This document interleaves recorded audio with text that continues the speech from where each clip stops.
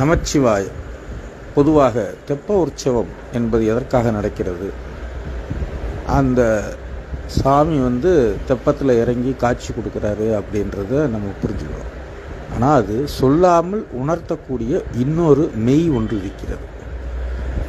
உயிர்கள் எங்கு இருந்தாலும் அதை இயக்குவது இறைவன்தான் என்பதை உணர்த்தவும், அதற்காக அது எங்கிருந்தாலும் அந்த அளவுக்கு இறங்கி வந்து அதை இயக்குபவன் இறைவன்தான். அவனுக்கு அருள் என்பது அவனுக்கு எங்கிருந்தாலும் அருளப்படுகிறது. உயிரற்ற ஜீவன், வாய் பேச முடியாத ஜீவன்கள் என்று எத்தனையோ இருந்தாலும் தேர் திருவிழா வழியாக கோயிலுக்குள் வர முடியாதவர்களை நேரில் சென்று நான் உனக்கு இருக்கிறேன், எப்போதும் இருக்கிறேன் என்று ஆசி கூறி நானே உனக்கு என்றும் அருள்பவன் என்பதையும் உணர்வித்தது போல, தண்ணீரில் வாழக்கூடிய ஜீவன்களுக்கும் தானே தண்ணீரில் இறங்கி வந்து அதில் வாழும் உயிரினங்களுக்கு இறைவன் அருள்வதை உணர்விக்கத்தான் இந்த தெப்ப உற்சவம்.